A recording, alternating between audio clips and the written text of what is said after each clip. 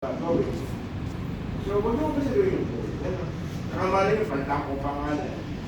Ay, wag kasi ba sa sorry. Bulldozer. Sorry. So, ang gagawin ko muna is gagawa ko ng long form. Ayusin ko lang yung font nila. No?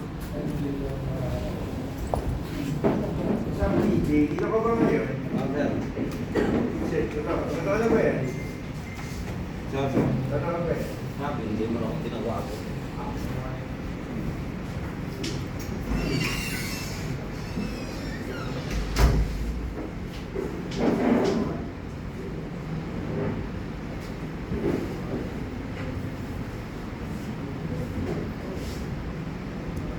Mamaya na kayo mag-record kapag nandun tayo sa movie face. At pressure ako. Siyempre, ako po, mamaya kayo mag-record din nyo. Hi, my name is Keith Sanchez. I'm 37 years old.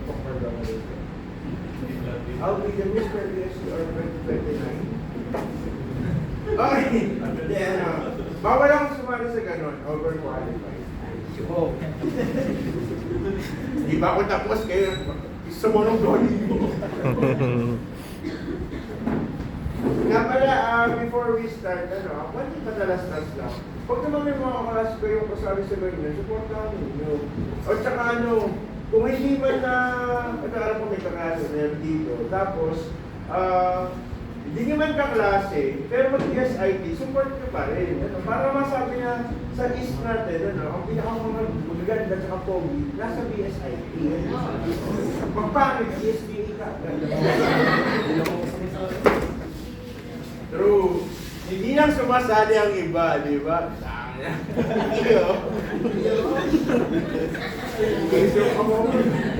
Ay! Hindi, na-joke na. Nakarecord nyo pala. Baka tayo ma-post. Baka tayo ma-chat. Okay, so ang muna natin i-implement muna is to create our local database. Local database muna, pwede yung ayusin agad yung design yan, pero kung dadalawang trabaho pa kayo. So for me, it's much more easier na mag-implement muna kayo ng database. Create project, then add new item. Ganun natin na lang si local database. Ikaw meron kahapon na hindi ko alam kung anong ginawa niya. May piece ka na nawawala yung local database. Sinulit ko lang, palit ko, meron ulit. Hindi ko alam kung nangyari. Then click add. Ito nga pala mga anak. Kapag kayo ay mag-uulit o mag-implement ng panibago, make sure na isang database lang ang i-implement ninyo. Huwag kayo magdalawa o tatlo. Lalo kayong mahihirapan. Kaya nga di ba sinasabi ko sa inyo, it is much better na i-close nyo na lang, ulitin nyo na lang, kaysa yung i-delete nyo, gagawa ng panibago, magdodoble-doble yung mga items so that mahihirapan kayo. Okay lang sana kung alam nyo na yung mga technique or implementation. Ito naman, discuss na natin ito last time, lagi itong empty sa simula. Wala kang naman yan. So, click finish. Okay. Next, pupunta naman tayo sa Server Explorer. Hanapin nyo yung database na ginawa nyo. Right-click the table folder and click create table. Pakalan natin ang table natin as TBL accounts. Now, sir, kailangan po ba TBL accounts? Sabi ko, papangalan namin dyan para gumana. Hindi. Kayo nga magpapangalan yan. Gusto ko lang ganyan yung pangalan. Wala kayo, kung gusto yung pangalan dyan. Pero syempre, pag binabi nyo ang pangalan yan, mababago din ang pangalan ng binding source ninyo. So kung anong pangalan yan, yan din ang pangalan ng binding source. Pero kaya huwag mali dito. So for our first column, anong nalagay natin? We have ID. Ang maraming nagkakamali. Data type should be int. Next, primary key dapat ay naka-yes. At parang awa nila, identity dapat naka-true. Maraming nagkamali dito sa part na to. Okay, dito ba sinabi na mali agad? Ganyan talaga. Siyempre, bago pa lang kayo. Kasi 13 years na to eh. So, maski nakapikit, okay na sa akin. Next! Parang awa nila, huwag yung lalagay ng symbols dito, colon, space, Parang nangyayari kasi niyan, kapag nandun na kayo sa pag-filter ng data, magkakaproblema kayo. So, ang nangyayari, kailangan nyo ulitin. Tapos sabihin nyo sa akin, ba't kailangan ulitin? Yung ba sabihin? Ito na kasi. Pwede mo pwede. Ano? Password. Then, full name. Also, spelling, ano? Marami nagagalit sa akin last time. Nagagalit, bakit daw ayaw gumana ng code ng full name nila? Eh, pag-check ko dyan sa full name nila, tatlo L. Parang kung okay. Mapapansin nyo na ang data type na ginamit natin ngayon is puro NVARCHAR. Kasi, puro string values siya. Hindi mo kailangan maglagay ng number. Ano pag full name, number lang. So, natawagin ko kayo, yes, 374. Yes, with you. Parang ano na, oo nga no? Dahil pala ganun na lang tayo, no? Wala nang ID number na lang. Baba, students 154, you are now eliminated. Okay, na tayo. Okay, so class, okay lang natin. Then, ito, maraming nagkamali dito last week. User works or pinipilit nilang i-drag yung object papunta dito sa form. Hindi po. Dapat po ay sa data sources. So, click lang ito. Then, check all. Then, click finish. Para mag-drag yung object papunta dito. Ano? Hindi po yung User Explorer. Yung data source. So, gawin muna natin ng login natin. So, maglagay tayo ng dalawang label.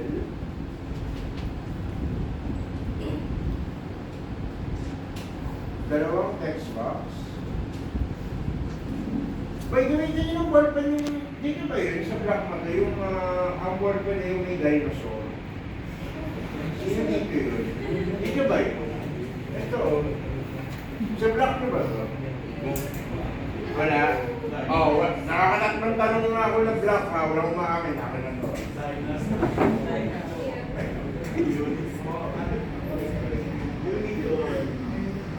Ano yun? Hindi ko dinosaur nga.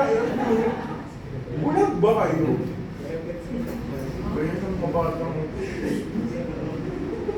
yung totoo, ang cellphone niya yan. Napakalaki yun. Dinosaur as unicorn daw. Gulay. Ang meron ako dyan. Nakalimutan niya. Teka naman ako, kasi importante yung mga bata. Sir, mag-get mahalama. Okay, so log in. Ito naman is sign up. Tapos, yung level 1 natin ay username. Then yung isa naman ay password. Napaka-password naman. Okay. Next. Dapat po, pag na-error natin siya, pag na-click si sign up, ito yung lalabas. Ano? So, gawin na natin yan. So, punta tayo sa form 2. Form 2 yung gagamitin ko. Ito, marami nagkamali dito. Let's say, ginawa ko itong form 2 sa form 3. So, syempre, babaguhin nyo ang show nyo as form 3 na form 2. Bakit naman yata na, ganun yung implement. Okay, so, drag lang natin itong object na data grid natin papunta dito para magawa ito.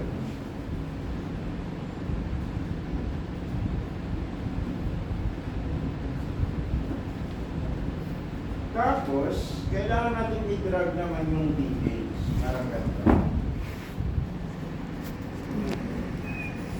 Yan. Okay. Ano ang napansin yung mali? Bakit? Anong mali sa role? Yan. Kasi lahat dito ay naging text box. Pero yung dito sa implementation natin, kailangan ito ay combo box. Kasi pagpipilihan natin ng role based sa admin or user. So, tanggalin natin ito. Nilagay sa tinanggal na. So, click kayo itong drop down na to para makita niyo yung role. Tapos, under ng role, click nyo lang ito and select combo box. By applying this, pag na-drag nyo ulit yan lahat, combo box na yung code natin. Ano? So, mas madali niyo yung integration. I-use natin yung combo box, click lang natin ito. Then, edit items, lagay natin admin at saka user. Okay. Tapos sa button natin dito, maglagay tayo ng button for add, delete, and save. Tapos meron pa tayong back. So ano yung back? Likod. Okay, so button natin dito is add. Ito naman ang button ko natin dito is delete. Then yung button 3 is save. Tapos yung button 4 ay back. Pagkakas na talaga ang panahon ngayon, ano sa simula na ako tabi, hindi ako ulit. Kahapon sabi mahulan, araw. Hindi, at kahapon sobrang init kahapon. Tapos yan, hindi mo makulit. Tapos yung kakasakit na mga bata. Tapos yung mga teacher nagsasakit-sakit. Ito joke. O hindi, actually may epidemia ngayon sa faculty. Kaya parang awa nyo na huwag kayo basta-basta papasok ng faculty. Kaya pala siya. Maraming nagkakasakit sa teacher. Oo. Bahala kayo, makahawakan kayo. Siyempre, sabi ko, yes. Katabi mo ba ito? Sobrang ba? Ano ba ito? Recorded tayo. Email account, binding source, that, ano po yung add natin? Add new. Sorry, spelling. Add new. Then, yung save naman natin, ang code niya, yung tatlong line ng code natin na to, copy, paste na lang dito, at yung code ng refresh natin, yung nasa to do. Refresh to. Okay naman hindi nyo ilagay yan kasi pangit ang nagiging itsura. Kaya kung mapapansin nyo, na ilalagay ko siya kahit hindi naman required. Ano? Mas maganda lang mo yung output niya kapag ano siya. Okay, so sa form ko natin, yung delete naman natin is TBL accounts binding source that remove current. Tapos yung code na save. Hindi ko na ilalagay yung ginawa natin code last time, yung may they want to delete this data sa susunod yung nagawin. Para kasi magpaulit ko. Okay, so run natin. Dapat po, pag nakikita ng sign up, wala pa pala code. Sorry. Sorry po. Ikaw kamuli rin naman ako. Grabe kayo. At least naka-uniform ako. Bumana yan. Okay, so form 2.show and then me.close. May nakalimutan ko tayo isang dinaayos. Punta sa project. Properties natin, kailangan po is when last form process. Kasi kahapon bakit daw hindi lumalabas yung kabilang form. So, click natin sign up.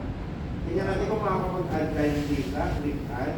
Halimbawa, username natin is, let's say, JC Poli. Password 1234. Full name, Juan Carlo San Jose. Tapos ang role niya is admin. Then click save. Ngayon, anong napansin nyo mali?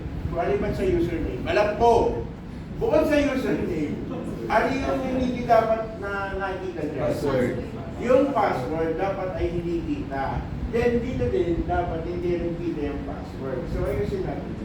Grabe, ito yung mali yung username. So mali nyo. Okay, so click lang natin yung password na text box na to. And then gawin nyo, hanapin nyo si use system password card. Tuturo nyo lang. Tapos ito naman, dito sa part na to, right click, edit columns, click lang sa password, then remove. Then press OK. So hindi ibig sabihin tinanggal siya, wala na yung password. Tinanggal lang siya dun sa data grid. Pero andun pa rin siya. Para hindi lang ito mababasa. Ano? So yun yung mga purpose niya. Okay? So, tingnan nga natin kung kita pa ulit. So, yan, hindi nakita yung password. So, medyo present na pa siya. Ngayon, kailangan natin mag-login dito. Kung saan, kapag na-click natin ito, is lalabas ito for police natin.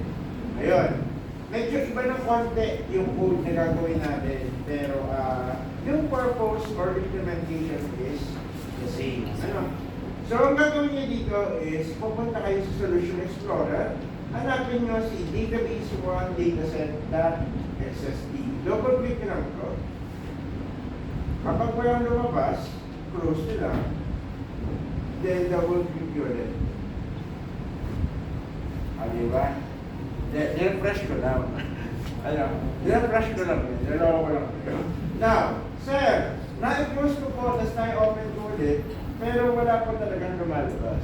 Kung ayaw lumabas ng table na ginawa natin. So, ang gagawin nyo, mula sa Server Explorer, i-drag nyo yung table na ginawa nyo kanina. Punta dito.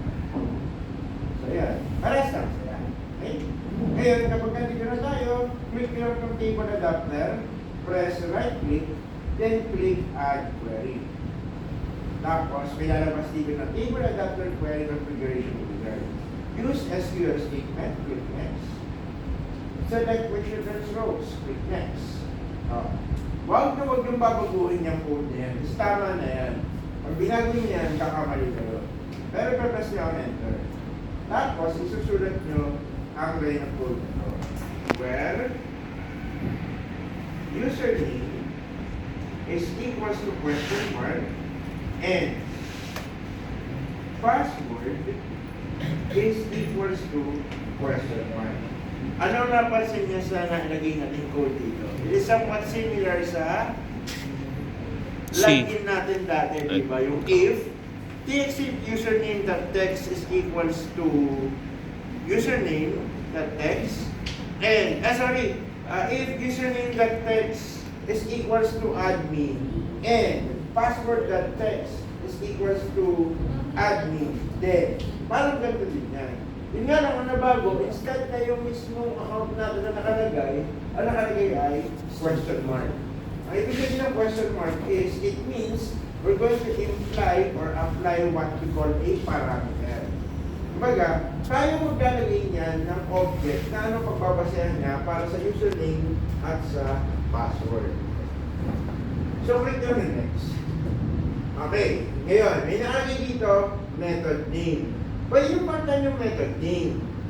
Pwede yung as is din. Kasi pag kasi as is, baka maguluhan lang kayo. So usually, pinapalitan ko yung method name na kung para sa ako gagamitin ko. Halimbawa, this is for log in. Then press next. Then, eto. Kapag ito ay lahat ay check, ibig sabihin, lahat ng steps na ginawa nyo ay tama. Kapag may error kayo dito, maaaring dito kayo may mali. Yan. Yan. May wrong spelling, wrong, mali lang yung mga pangalan, etc. Diyan nyo ayusin yan. Pero, the worst case is yung mismong database nyo may mali. On which, dahil mali ang database nyo, uulitin nyo ulit siya sa simula. Yung gusto ko yun. Then, click finish. Okay? Makikita nyo dyan nakalagay login at param 1 and at param 2. Alam niyo ba ibig sabihin ng param? Yan yung komanda ng param morning. Okay, so cross out natin. Then, ibig sabihin ng param is parameter. Ano? Okay, so double click lang natin yung login natin dito. Ay, sorry. Wala pa pala yung auto-generated code natin. So, dadar tayo sa object dito. Kasi kakailanganin natin yan. So, kailangan kong i-drag si full name mo. Kahit anong object dyan, dadrag ko lang dito. Para lumabas to. Yung apat na yan. Kapag lumabas na yan, dahil di na natin siya kailangan, tatanggalin na natin. Diba? As is pala niya. Yun lang yung purpose na, i-drag lang natin sa doon. Tapos tatanggalin na. Kumbaga, gagamitin lang natin siya kasi kailangan natin. Tapos dahil di natin kailangan, tatanggalin natin. Okay? Okay. Hindi naman. So tirahin nyo, automatic na may mga code tayo. Yun yung purpose na. Ano? Okay. Now, ang okay nyo is itong tulo natin. Okay nyo. Copy. And lagay nyo sa button ng login natin. Tapos, instead of fill, babaguhin natin to sa pangalan ng method na ginawa natin. Ano yung pangalan ng method? Login. Very good. Tapos, makikita nyo dito, pag nag-click ito, mag-e-error to. Kasi, nagtatanong siya, o naghahanap siya ng dalawang parameter. Kasi di ba may dalawa tayo? Question mark. So, sino-sino yung mga question mark natin? Yung isa ay para sa username at ang isa ay para sa password. So, una-muna natin, yung parang 1 natin is para sa username natin. So, kaninong text box natin kukunin mo? Text box 1. Siyempre, text box 1 yung nakalagay sa akin. Baka sa inyo, pinalta nyo ng pangalan, siyempre iba hindi. Ano? Next, ang parang 2 is text box 2. Ito nga. Dot X. Okay? So yan, makita nyo, wala na siyang error. And nilagay na dito. If TBL accounts by new source that count is equals to 1, then lalabas ang form 3 ni that close. Get lang else. Message box, wrong username or password. So, tingnan natin. Run natin. So, mag-sign up tayo. Add tayo ng data. Halimbawa, lalagay natin JCOB. Ayos mo.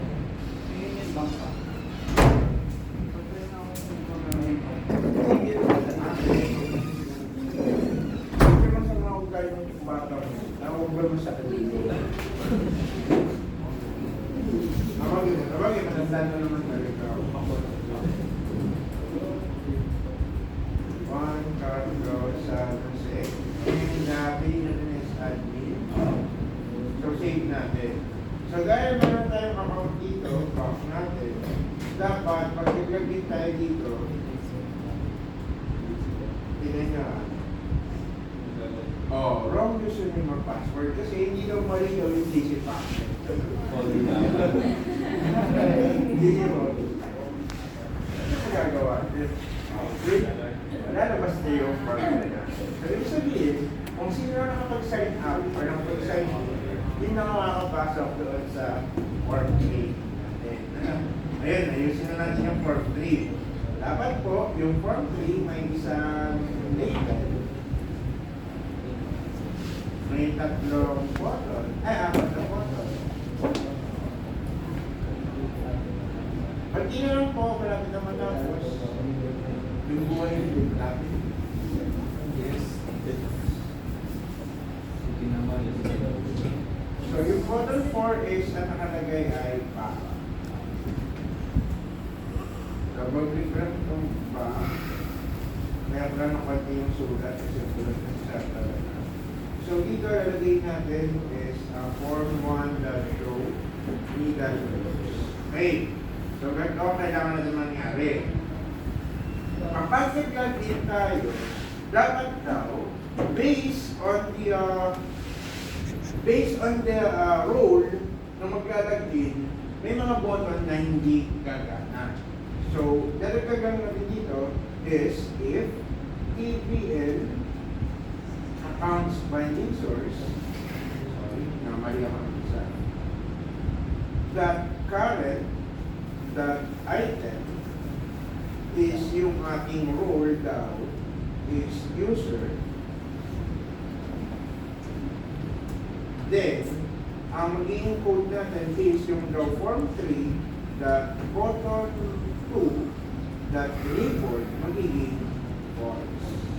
Pati na rin si button 3 that label magiging false din. Else, apply nyo lang ito, copy, paste, dapat ay true. Yan. Okay? So, run natin. Wait lang, dito ko lang kayo i-explain ko kayo. Wait lang. So, kung sakali man na mag-add tayo ng account, let's say user, user, ang role niya is user, save na, ba? Dapat, kapag nag-login si user, so makita niyo dito, yung bonus sa L, hindi nakita ko. Pero pag nag-login yung admin, so, gagawa na yung mga bonus. So, ayan yung authorization na pwede yung i-block ang pwedeng gawin din. Kahit sabihin mo may account siya, limited lang mo i-ingalaw. Anak mo. By the way, yung password dito, hindi ko na ginawa ng system password para makita niyo lang na totoo yung pinatay ko. Okay, may sinasabi niyo, loko ko lang kayo eh. Okay, next, yung last part natin is yung pangalan. Dapat pag lumabas, nalabas yung pangalan. So, lalagyan niyo lang dito, form 3, that able1, that text equals to, lagyan natin is welcome, comma, plus, tawagin lang natin yung kanyang current, that item, at saka yung full name. Make sure po na kapag gagamit kayo ng current item, is kung paano nyo sinulat yung column ninyo, yun yung ilalagay nyo dyan. O may kakapital letter nyo yan, o kung paano kayo mag-type, budget, mo, hindi gagana yan. Kasi, kung may iba ka na ilagay nyo. Tandaan nyo ha, kung paano nyo tinayip yung mga columns na yan, hindi nyo tatype nyo dyan. Ano? Kung nagkamali mo kayo ng spelling, ayusin nyo dapat. Ano? Sabihin na natin kung gagana, dapat, kapag na-ilagay natin si account, so, lalabas dito is welcome, one Carlos. So, diba, napakaiksi yung mga structure code natin, pero akala mo sa mga applications, parang ang galing-galing, ang ano, pero gano'n lang pala kasi. It is really, okay. Ngayon, ang gagawin nyo, pero ito, makakaibalin ko pa, diba? So, it is up to you, para kayo teacher. Ayan, sige,